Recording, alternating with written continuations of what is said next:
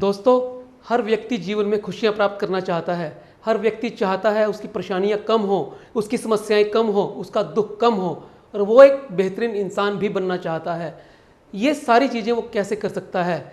आज हम जानेंगे वर्तमान की ताकत के बारे में, प्रेजेंट की ताकत के बारे में। Now, the power of now. जी हाँ, आज की हमारी पुस्तक है द पावर ऑफ नाउ, जिसे लिखा है एकार्ट टोले ने। दोस्तों, उन्होंने ये पुस्तक 1997 में लिखी और सन 2000 में ओफ्रा विनफ्रे ने इसको एडवर्टाइज किया। जब उन्होंने इस किताब के अंदर दिए गए सूत्रों को अपने जीवन में ढाला तो वो एक बेहतरीन इंसान बन गई। तब उन्होंने इस किताब का प्रचार करना शुरू किया और ये किताब न्यूयॉर्क टाइम्स की बेस्ट सेलर बन गई। दोस्तों, ये बहुत सुंदर पुस्तक है द पावर ऑफ नाउ, यानी अब की ताकत, वर्तमान की ताकत, समय की ताकत का अंदाजा इस किताब से हमें लगता है। ये उन लोगों के लिए अच्छी है जो आध्यात्मिक हैं, ये उन लोगों के लिए अच्छी है जो भौतिकवादी हैं, ये उन लोगों के लिए अच्छी है जो अपने बिजनेस में ग्रो करना चाहते हैं, ये उन लोगों के लिए अच्छी है जो समय की कीमत समझते हैं और उनके लिए भी जो नहीं समझते हैं, क्योंकि ये आपको समय की ताकत का अंदाजा आपको देगी। आपने शाहरुख खान की वो फिल्म देखी है ना, कल हो ना हो, मजा आज में ही है, कल का क्या भरोसा, कल आएगी या नहीं आएगी। आपने वो कहावत भी अवश्य सुनी होगी, बीत गई सो बात गई। उसमें मैंने आगे जोड़ा है, भुला दो उसे जो रात गई। दोस्तों, वर्तमान में ही जीवन है, भूतकाल और भविष्य का कुछ पता नहीं।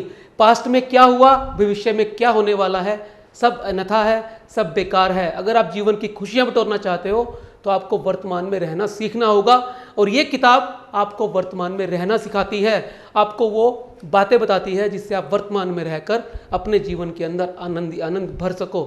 6 लेसन ये किताब हमें सिखाएगी। तो चलते हैं इस किताब के बेहतरीन 6 लेसन्स की तरफ। पहला lesson, life is a series of present moments. जी हाँ दोस्तों, जीवन वर्तमान क्षणों का जोड़ है, उसकी एक सीरीज है। यदि हमें वर्तमान को समझना है तो हमें वर्तमान में जीना आना सीखना होगा और यही वर्तमान में जीना हमें सेंस ऑफ फुलफिलमेंट देगा कि हमने कुछ किया है।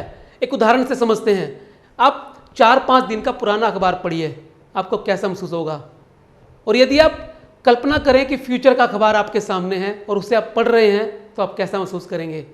दोस्तों, हमें वर्तमान में रहना, वर्तमान को पढ़ना, वर्तमान को जानना अच्छा लगता है।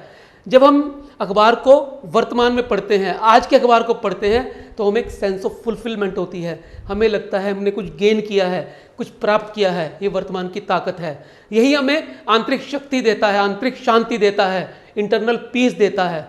दोस्तों, हमें वर्तमान में रहना सीखना है क्योंकि जीवन वर्तमान की एक श्रृंखला है। जो आज भूत है वो कल वर्तमान था, जो कल भविष्य होगा वो आज वर्तमान है। इसका अर्थ ये है कि वर्तमान ही सब कुछ है, ना भविष्य कुछ है और ना भूत कुछ है। दूसरा lesson, pain is a internal creation. जी हाँ दोस्तों, दर्द हमारा स्वयं का पैदा किया हुआ है, हम ही इसके जनक हैं। ये सारे के सारे दर्द हमारे कारण ही पैदा होते हैं।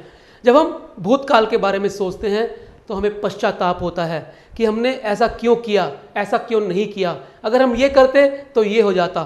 और भविष्य हमें चिंता देता है। जब हम भविष्य के बारे में सोचते हैं, भविष्य के बारे में जोड़ते हैं, भविष्य का चिंतन करते हैं तो हमें चिंता होता है, हमें चिंता होती है, निराशा होती है, दुख होता है।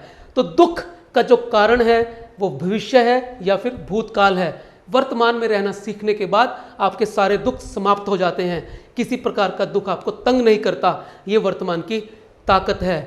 पेन से अगर दूर रहना है तो एक ही इलाज है कि आपको वर्तमान में जीना आना सीखना होगा। तीसरा lesson, ego is the main culprit. जी हाँ दोस्तों, हमारा अहंकार ही मुख्य विनाशक है, मुख्य कारण है हमारे विनाश का, हमारी सभी समस्याओं का।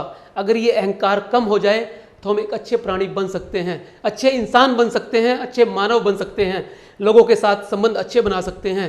ये ईगो हमारी बुद्धि को हर लेता है। आपने सुना होगा, विनाश काले विपरीत बुद्धि। बड़े बड़े बुद्धिमानी लोग, रावण जैसे महानायक, रावण जैसे विद्वान, जिन्हें वेदों का, शास्त्रों का पूर्ण ज्ञान था, वो व्यक्ति भी अहंकार के कारण विनाश को प्राप्त हो गया। दोस्तों, यदि आप चाहते हैं आप एक अच्छे इंसान बने, आप एक महत्वपूर्ण इंसान बने, लोग आपके बारे में बातें करें, आपसे बात करना पसंद करें, तो इस अहंकार को तिलांजलि देनी होगी, इसे अपने से दूर करना होगा।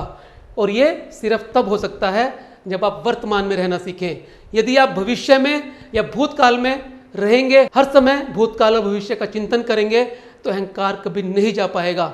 आप एक आध्यात्मिक व्यक्ति तभी बन पाएंगे जब आप माइंडफुलनेस का अभ्यास करें, जब आप ध्यान के बारे में चिंतन करें, जब आप वर्तमान के बारे में चिंतन करें। दोस्तों, चौथी बात, बॉडी ओवर माइंड। आप सब जानते हैं मन ही बंधन और मोक्ष का कारण है। ये सारी समस्याएं मन के कारण ही पैदा होती हैं। हमें बॉडी ओवर माइंड में अपने मन की जगह शरीर पर ध्यान देना है। शरीर की तरफ ध्यान देने से हमारे दिमाग के अंदर कुछ ऐसे न्यूरोट्रांसमीटर्स पैदा होते हैं जो हमारे मन की चिंताओं को दूर कर देते हैं, हमारे तनाव को, स्ट्रेस को दूर करने में काफ़ी मददगार होते हैं। जी हाँ, जब हम एक्सरसाइज करते हैं, जब हम रेस लगाते हैं, जब हम योगा करते हैं, शरीर की तरफ ध्यान देते हैं, हठ योग करते हैं, तो हमारे दिमाग में डोपामिन, सेरोटोनिन जैसे न्यूरोट्रांसमीटर्स पैदा होते हैं। और इन ट्रांसमीटर्स में इतनी शक्ति होती है कि हमारे बॉडी और माइंड का ये बैलेंस बना देते हैं, तनाव को दूर कर देते हैं, हमें स्ट्रेस से बाहर ले जाते हैं। हमें बॉडी ओवर माइंड समझकर शरीर के ऊपर भी ध्यान केंद्रित करना होगा, आती जाती श्वासों को देखना होगा। महात्मा बुद्ध के माइंडफुलनेस या विपश्यना ध्यान के अंदर यही किया जाता है। हमारा सारा ध्यान हमारी आती जाती श्वासों के ऊपर रहता है, और जब ध्यान श्वासों पर रहता है तो हम वर्तमान में रहते हैं, क्योंकि श्वास वर्तमान में है।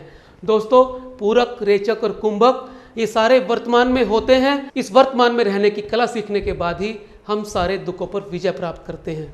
दोस्तों, पांचवा lesson, observe the thought not जज देम।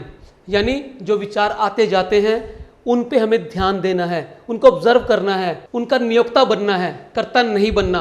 और ना ही ये ध्यान करना है कि कौन सा विचार अच्छा है, कौन सा विचार बुरा है, कौन सा विचार गलत है, कौन सा विचार सही है। बस उन आते जाते विचारों को बिना किसी इन्वॉल्वमेंट के जज करना है, उन आते जाते विचारों को बिना किसी बाह्य इन्वॉल्वमेंट के ऑब्जर्व करना है, उन्हें जज नहीं करना। दोस्तों, जब इस प्रक्रिया को शुरू करते हैं तो धीरे धीरे विचार आने कम हो जाते हैं, और जब विचार कम होते हैं तब हम अंतर्मुखी हो जाते हैं, तब हम ध्यान की अवस्था में हो जाते हैं। और जब हम ध्यान की अवस्था में होते हैं तब ऑर्डिनरी लाइट लेजर बन जाती है, हमारी शक्तियाँ अपार हो जाती हैं, हमें प्रकृति का सानिध्य प्राप्त होता है, हमें एक नया विजडम, नया ज्ञान प्राप्त होता है। दोस्तों, आप अपने विचारों को बड़े महीन ढंग से ऑब्जर्व करें, उन्हें जज ना करें। यही ध्यान पूर्वक होने का तरीका है, यही माइंडफुलनेस का तरीका है, यही वर्तमान में रहने का विचार है। और ये वर्तमान में रहने का विचार ही आपको सभी दुखों से मुक्ति देगा। और दोस्तों, छठा लेसन है, acceptance of pain is the only solution. कई बार ऐसी घटनाएं हो जाती हैं, ऐसी स्थितियां हो जाती हैं कि हमारे द्वारा स्वीकार करने के अलावा कोई विकल्प नहीं होता। जी हाँ, स्वीकार करने के। ऐसा तब होता है जब हम किसी लॉस की स्थिति में होते हैं, फाइनेंशियल लॉस है, किसी व्यक्ति का लॉस है, या संबंधों का लॉस है। दोस्तों, जब इस तरह के लॉस होते हैं तो हमें सिर्फ और सिर्फ उन्हें स्वीकार करना पड़ता है, और स्वीकार करने के बाद ही हम उन दुखों से बच सकते हैं। कुछ समय के लिए वो पेन हमारे साथ रहेगा, लेकिन जैसे हम उसे स्वीकार करेंगे, धीरे धीरे करके वो तिरोहित होना शुरू हो जाएगा। समय के अंदर एक ऐसी ताकत है जो हर चीज़ को हील कर देती है, हर जख्म को भर देती है। आप सबने सुना ही होगा, समय एक मरहम है जिसके पास हर बीमारी का इलाज है। दोस्तों, आज हमने चर्चा की उस पावरफुल किताब के बारे में जिसका नाम है द पावर ऑफ नाउ, अब की ताकत, वर्तमान की ताकत, जिसे लिखा है एकार्ट टोले ने। दोस्तों, मेरी रिकमेंडेशन है आप इस किताब को अवश्य पढ़िए। आप एक अच्छे इंसान बनेंगे, परेशानियों से मुक्त इंसान बनेंगे। अब मैं आपके साथ इस किताब की समरी एक कविता के रूप में शेयर करूंगा। Power of now. समय के महत्व को समझाती, वर्तमान की ताकत बतलाती, पावर ऑफ नाउ पुस्तक चिंताओं से मुक्ति दिलवाती। वर्तमान में मिलती है शांति और कुछ पाने का एहसास। ज्यों आज का अखबार पढ़ना मन को लगता है कुछ खास। दर्द भी एक मन का उत्पाद जिसको हम खुद बनाते। भूतकाल का पश्चाताप और भविष्य की चिंता इसे बढ़ाते। अहंकार समस्याओं की जड़, अंतर्द्वंदों को ये पैदा करता। इससे ही होते संबंध खराब, वर्तमान को भी ये नष्ट करता। मन की जगह शरीर पर अगर ध्यान हम अपना केंद्रित करें, डोपामिन आदि न्यूरोट्रांसमीटर चिंता और तनाव दूर करें। मन के विचारों को अपने हम आओ आते जाते हुए निहारें, अच्छे बुरे विचारों को समझें और उनकी प्रकृति पर विचारें। जो परिस्थितियां ना बदल सके अब उनको हम स्वीकार करें। चिंता मिटेगी, दुख कम होगा यदि वर्तमान को अंगीकार करें। बीत गई जो बात गई समझें, अब भूत भविष्य को नकारें हम। एकार्ट टोले की बुक से आओ अपना वर्तमान संवारें हम। एकार्ट टोले की बुक से आओ अपना वर्तमान संवारें हम। दोस्तों, मैं उम्मीद करता हूं आपको ये वीडियोस अच्छे लगते होंगे। आप इन्हें लाइक करें, कमेंट करें, शेयर करें, चैनल को सब्सक्राइब अवश्य करें, नोटिफिकेशन बेल दबाना ना भूलें। मिलते हैं अगले वीडियो में फिर एक नए विषय के साथ। तब तक के लिए नमस्कार।